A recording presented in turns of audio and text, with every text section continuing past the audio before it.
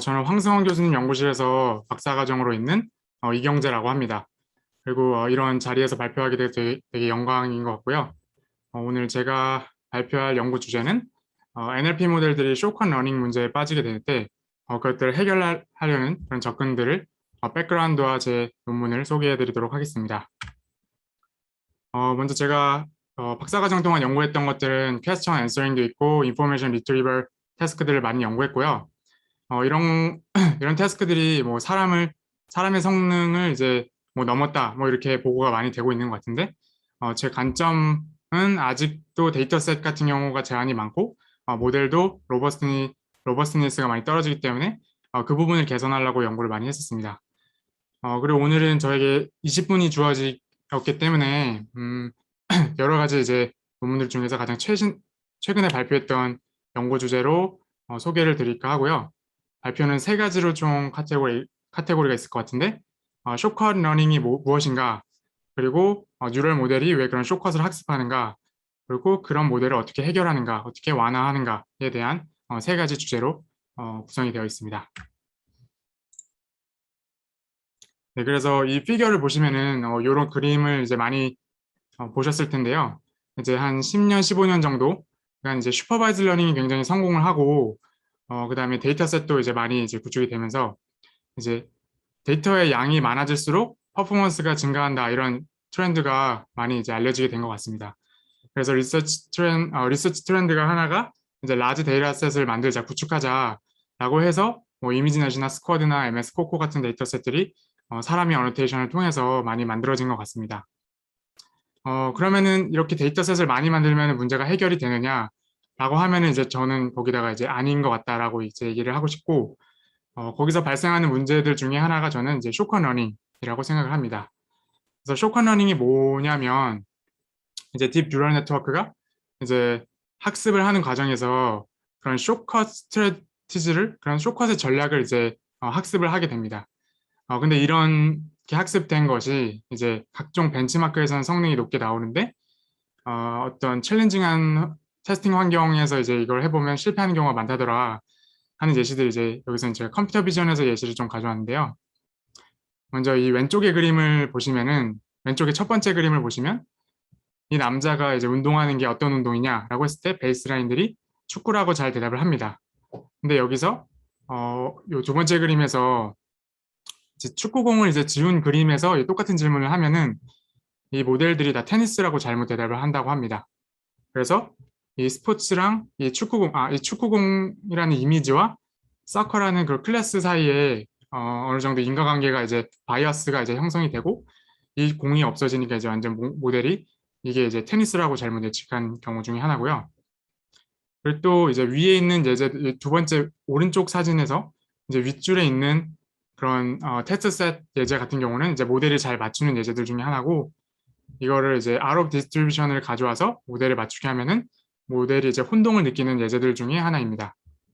그래서 뭐 오토바이를 이렇게 회전을 시켜서 눕혀 놓는다든지, 아니면 이제 고양이가 이 쉐입은 그대로 있대 이제 텍스처를 코끼리로 바꾼다든지, 그리고 요 소가 이제 보통은 초원 같은 데서 백그라운드에 많이 나오게 되는데, 그래서 바다에서 소를 이제 놓게 되면 이제 못 맞춘다든지, 뭐 이런 현상들이 이제 발생을 하는데, 뭐 발생하는 이유는 뭐 여러 가지인 것 같습니다. 뭐 이 두 번째 고양이 문제에서는 그런 CNN 모델이 이제 그런 쉐입보다는 텍스처에 좀 더 센시티브하다, 이런 그런 경향성이 있다, 그런 결과가 있어서 이 모델이 텍스처에 집중하는 그런 경향이 있는 것 같고, 요 백그라운드 같은 경우는 트레이닝 셋 자체에 소랑 이제 초원이랑 굉장히 슈퍼리어스 코릴레이션이 이제 발생을 하다 보니까 이제 이 초원이 없는 사진을 보면 그게 소가 아니라고 이제 바이어스가 된 거죠. 그리고 NLP 문제에서도 이런 쇼컷 문제가 당연히 발생하는 것들이 예제가 있는데, 그런 것이 이제 학습이 이제 되다 보면은 어드버서리 이그젬플에 굉장히 취약하다고 합니다. 그래서 이런 퀘스천 앤서링 문제가 주어졌을 때 요 파란색의 adversarial sentence를 추가를 하는데, 이 문장이 이제 추가가 안 되면은 원래 제대로 된 답이 이제 John Elway라는 답을 이제 하게 되는데, 이 문장 이제 퀘스천과 좀 겹치는 단어들이 많이 들어간 문장들을 이제 추가하게 되면 제프 딘으로 이제 이 모델이 오인을 한다고 합니다. 그렇게 해서 이렇게 숏컷을 이제 학습한 모델이 있는데, 그럼 우리가 어떤 모델을 만들면 이제 좋은 것인가를 이제 생각해 볼 수 있을 것 같습니다. 그래서 현재 그렇게 숏컷 피처를 학습한 모델들이 out of distribution에서는 실패하는 경우가 있고요. 그걸 이제 뉴럴넷이 학습할 수 있는 디시전 룰을 다이어그램으로 이제 표현을 해봤는데, 여기 이제 아이보리에 이제 속하는 그런 영역들에 해당하는 디시전 룰은 뭐냐면 트레이닝 셋에서는 성공하고 테스트 셋에서는 실패하는 그런 이제 디시전 룰입니다. 그렇게 학습됐을 때는 우리가 이제 오버피팅이라고 얘기를 하고 이런 문제는 이제 굉장히 많이 오래전부터 연구가 되었고요. 지금 제가 얘기하고 있는 것은 이 IID 테스트 셋은 벤치마크에서는 굉장히 성능이 높은데 OOD 테스트 셋을 가져오면 거기서 성능이 낮은 그런 쇼커 피처를 학습한 그런 모델 그런 것이 이제 우리가 주 타겟이 될 것 같습니다. 그래서 결국 우리가 원하는 것은 뭐 다양한 OOD 테스트 셋이 주어졌다고 하더라도 그것들을 모두 커버할 수 있고 그렇게 판단하는 디시전 룰이 이제 우리가 원하는 최종적인 솔루션이다라고 해서 요 이제 빨간색 부분의 피처를 잘 학습하고 디시전 룰을 찾아나가는 게 이제 목표가 될 것 같습니다. 그러면 이제 이게 쇼컨 러닝의 문제라고 한다면 이런 것들이 왜 발생을 하는가 뭐 여러 가지가 이유가 있을 것 같은데 NLP에서 지금 기존 연구에서 밝혀낸 몇 가지 사례들을 이제 제가 이제 알려드리고자 하는데요. 먼저 가장 쉬운 그 원인 중에 하나는 annotation artifacts인데 이게 MRI 태스크에서 그런 현상이 많이 발생을 한다고 합니다. 이제 MRI 태스크는 뭐냐면 두 개의 문장이 주어졌을 때 이 두 개의 문장 관계가 인테일먼트인지 뉴트럴인지 컨트러딕션인지를 클래시피케이션 하는 문제입니다. 근데 이제 각각 하이퍼테시스에 그 각각 클래스마다 발생하는 이제 단어들을 카운팅을 해보니까 뭐 컨트러딕션 같은 경우는 이제 부정어, 뭐 never, no, not 같은 단어들이 많이 분포했다고 합니다. 그래서 트레이닝 셋에서 이거를 이제 어노테이션 단계에서 이렇게 단어들의 바이어스가 발생을 하고 이런 바이어스가 결국 모델에 학습되면은 바이어스된 모델이 이제 탄생을 하는 거죠. 그래서 이제 이 NLI 태스크는 두 개의 문장을 가지고 추론을 하는 문제인데 그냥 두 번째 하이퍼테시스 문장만 가지고 이 클래시피케이션을 할 때도 67%까지 맞췄다고 합니다. 그러니까 그 모델은 뉴럴넷은 두 개의 문장 간의 관계를 보는 게 아니라 하이퍼테시스에 들어간 단어들을 보고 이제 클래시피케이션을 하게 되는 거죠. 요게 이제 클래시피케이션 문제에서 발생하는 아르팩트라면은 그게 이제 쇼컨 러닝이 이제 머신 리딩 컴프리hen션 문제에서도 동일하게 이제 등장을 합니다. 그래서 그 어떤 학술지, 그 학술지가 언제 이제 출간했는가 라는 질문이 있고 관련된 텍스트들이 있게 됩니다. 근데 이 텍스트를 사람 같은 경우는 이 텍스트를 읽고 1876년도에 이게 시작했구나라는 것을 알아서 정답을 잘 할 텐데 그 많은 뉴럴넷들, 그 MRC 모델들이 이 when이라는 그 단어와 이 날짜와 쇼컷이 발생을 해서 뭐 다른 정보를 주지 않아도 이 정답을 1876년이라고 잘 대답을 한다고 합니다.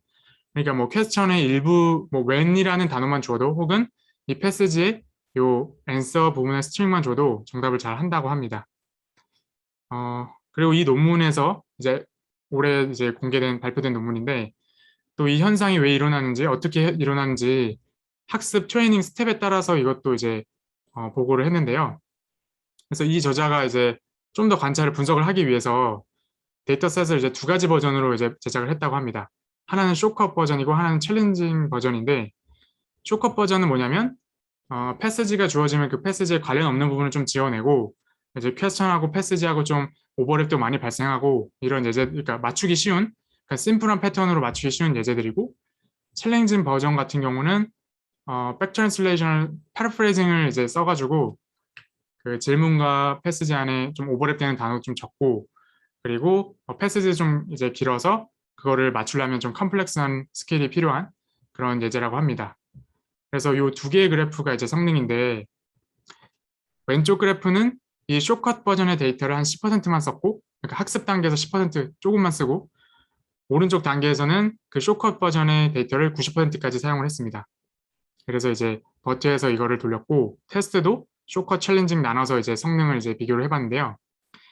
이 실험에서 이제 관찰 교훈은 이제 두 가지가 될 것 같습니다. 먼저 학습 초기 단계에는 쇼컷 이기젬플들을 굉장히 빨리 학습을 해서 잘 맞추는 거고, 학습이 이제 점점 진행함에 따라서 후기에는 이제 챌린징 이기젬플들을 배우게 돼서 그 두 개의 퍼포먼스 갭이 있는데 학습 초기 단계는 점점 늘어나다가 이제 갈수록 이 갭이 이제 떨어지게 됩니다. 근데 이제 이 두 개의 그래프를 또 비교를 해보자면 트레이닝 셋 안에 심플한 그런 쇼컷 이기젬플들이 많은 예제들은 그 퍼포먼스 갭이 잘 좁혀지지가 않습니다. 그래서 쇼컷 피처는 잘 학습을 하는, 둘 다 잘 학습하는데 챌린징 좀 복잡한 룰에 따라서 풀리는 문제들은 요 후자의 경우는 잘 맞추지 못하게 됩니다. 그래서 트레이닝 셋에서 좀 챌린징한 이기젬플을 만드는 것도 중요하다라고 이 논문에서 이제 우리가 교훈을 얻을 수 있을 것 같습니다. 그래서 이런 문제들이 어떻게 해결하는가를 이제 제가 소개해 드릴 건데요. 기존의 연구들에서는 크게 두 가지 방향의 해결 방향이 있는 것 같습니다. 첫 번째 방향은 어노테이션 아티팩트를 줄이기 위해서 뭐 보통 아마존 턱을 이어서 사람들이 레이블링을 할 텐데 그때 엄격한 가이던스를 준다든지 아니면 데이터셋을 모아둔 다음에 그걸 디노이징을 잘 하고 통계적으로 밸런싱하게 만든다든지 아니면은 좀 챌린징한 이기젬플을 더 추가로 만들어서 그거를 데이터셋에 추가하든지 뭐 이런 방향이 있는 것 같고요.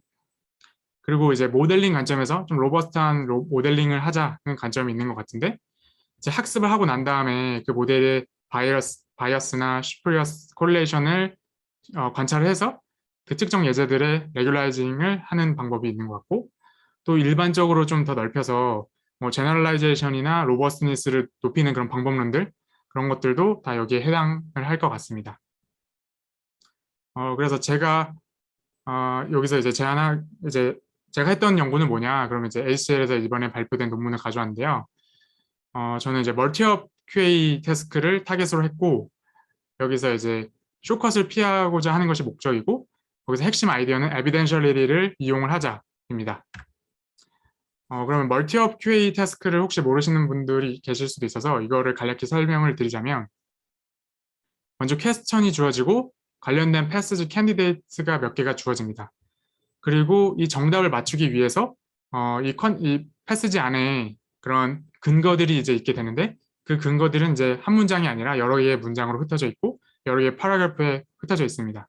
그래서 세계 2차 대전이 일어났을 때 독립한 국가는 어디인가 라는 질문이 있다면 1945년에 세계 2차 세계대전이 끝났고 한국이 1945년에 독립했어라는 그런 두 가지 에비던스를 갖고 정답을 이제 코리아라고 이제 대답을 할 수 있는 거죠. 그럼 리즈닝 패스를 통해서 이렇게 예측을 하는 게 멀티오 QA라고 생각하시면 됩니다. 그런데 이제 리즈닝 쇼컷 문제가 여기서도 발생을 하는데 이제 이전 연구에서 어떤 현상이 발견이 됐냐면 에비던스를 다 주지 않고 그냥 싱글 파라그래프를 뉴럴넷에 주었을 때 그때도 성능이 F1 스코어가 68점 정도로 굉장히 높게 나왔다고 합니다. 그래서 제 토익 example에서 보시면은 2차 세계대전에 대한 정보를 전혀 주지 않고 한국이 1945년에 독립했어라는 문제만 지시문만 주어도 코리아라는 정답을 굉장히 컨피던트하게 맞출 수 있다고 합니다. 이게 바이어스나 아티팩트를 학습해서 그런 문제고 저는 이런 거를 이제 리즈닝 쇼컷이라고 정의를 했습니다. 그래서 이 문제를 해결하는 이제 핵심 아이디어는 에비덴셜리티를 학습하자는 게 제 아이디어입니다. 그래서 이것과 비슷한 컨셉은 뭐냐면 앤서러빌리티인데 이거는 스쿼드 2.0 데이터셋에서 처음 이제 제안이 된 개념이고 이제 문제가 퀘스천과 텍스트가 주어졌을 때 그 안에 정답이 있는지 없는지를 모델이 디텍트 해야 된다. 그 능력이 있어야 된다라고 얘기를 하고 있고 저는 거기다 더불어서 정답이 있더라도 에비던스가 있는지 없는지를 모델이 판단할 수 있어야 된다라는 개념을 이제 제시를 하고 있습니다. 그래서 두 텍스트 다 answer string이 존재를 하는데 그거를 서포팅하는 근거들이 있느냐 없느냐를 학습을 해야 됩니다. 그래서 에비던스 파지티브 셋과 에비던스 네거티브 셋 데이터셋이 필요하고 그 데이터셋이 있을 때 모델을 학습시키는 방법론을 제안을 했습니다. 자, 그러면 이 데이터셋은 제가 어노테이션 한 건 아니고 기존에 있는 하파QA 데이터셋을 활용을 했는데요.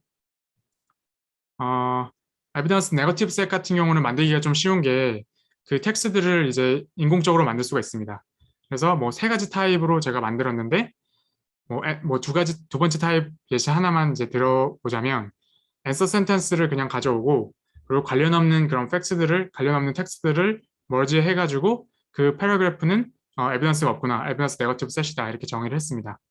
그래서 그런 에비던스 네거티브 셋이 모델에게 주어졌을 때 이 모델이 코리아라고 답하지 마라고 레귤러리제이션을 이제 다음 학습 과정에서 이제 추가를 했습니다. 이게 에비던스 네거티브 셋을 이게 만들기는 쉽고 에비던스 파지티브 셋 같은 경우는 만들기가 조금 더 까다로운데 인터프리테이션 방법을 사용을 했고 이 부분은 이제 시간 관계상 좀 생략을 하도록 하겠습니다. 그래서 이런 데이터셋이 구했다고 가정을 하고 저희가 실험 관찰하고 싶은 건 뭐냐면 에비던스가 충분할 때는 이 모델이 그 앤서를 컨피던트하게 맞춰야 되고 에비던스가 없는 상황에서는 그 앤서를 맞추지 못하도록 하는 관점을 이제 그렇게 해야 된다고 이제 주장을 하고 있고 그렇게 되면 결국 로버스티니스도 개선될 거다라고 주장을 하고 있는데 그래서 비교하는 모델이 이제 세 가지 모델이 있을 것 같습니다. 첫 번째 모델은 그 기존 연구에서 아까 말한 68점짜리 모델인데요. 정보를 다 주지 않고 싱글 패러그래프 위에서만 정답을 맞추게끔 학습을 한 모델이고 두 번째는 이제 제가 제시한 데이터셋, 에비던스 네거티브 셋 위에서 앤서를 못 맞추도록 레귤라이제이션을 추가한 모델. 세 번째는 저희가 제안한 최종 풀 모델이 되겠습니다. 그래서 싱글 패러그래프에서 학습된 모델은 에비던스를 충분히 보지 않고 코리아라는 것을 정답을 하게끔 학습이 됐기 때문에 쇼컷이 이제 학습이 됐고요. 그렇게 했을 때 컨피던스 분포들, 그 테스트 셋 위에서 컨피던스 분포가 이런 식으로 그려졌다고 합니다. 그래서 X축 같은 경우는 이제 이그젠플 하나하나가 있고 그 이그젠플들을 컨피던스에 따라서 오름차순으로 정렬을 했습니다. 그래서 제가 원하는 거는 이 플러스 에비던스 파지티브 셋 위에서는 이 컨피던스가 높아서 이게 1에 가까운 디스트리뷰션이 나오는 게 목적이고 에비던스 네거티브 셋 위에서는 이 진한 이 노란색이 다 0에 가까운 수치가 돼서 굉장히 그 정답을 맞추지 못하도록 하는 그런 그래프가 이상적이라고 생각을 하는데 이 베이스라인에서는 그 반대로 그것들을 잘 구분하지 못하는 그런 결과들을 볼 수가 있고요. 그리고 두 번째 레귤라리제이션을 추가를 했을 때는 어떤 것을 했냐면 이제 증거가 없을 때, 그 에비던스가 아무것도 없을 때 그때 나오는 아웃풋 그 프로버빌리티를 유니폼 디스트리뷰션에 피팅을 시켰습니다. 그러니까 그 앤서가 그 어떤 코리아라는 것을 답하지 못하게 유니폼 디스트리뷰션에 KL 다이버전스를 로스텀에 추가를 했고요. 그렇게 했을 때 그래프가 위의 그래프랑 비교를 해보자면 이제 에비던스 네거티브 셋 위에서 그 컨피던스가 확 0에 가까워지는 것으로 볼 수 있습니다. 그래서 에비던스가 없을 때는 이 문제를 잘 대답하지 않도록 학습이 된 것을 볼 수 있고 에비던스 파지티브 셋에서는 이제 변화가 없는 것을 확인을 했습니다. 그래서 여기서도 이제 성능 개선이 이제 좀 제한이 된 그러니까 테스트 셋 위에서는 성능 개선이 좀 제한이 됐고 거기서 저희가 제안하고자 하는 풀 모델인데요. 저희는 이제 모델이 QA 모델이 있고 이제 마지막 레이어가 이제 파이널 레이어가 이제 두 개가 있는데 독립적으로 이제 바이어스드 레이어와 디바이어스드 레이어를 뒀습니다. 그래서 바이어스드 레이어에서는 쇼컷이 학습되게끔 해서 결국 에비던스 네거티브 셋이 왔을 때 그 코리아라는 그 정답을 맞추게끔 학습을 하고요.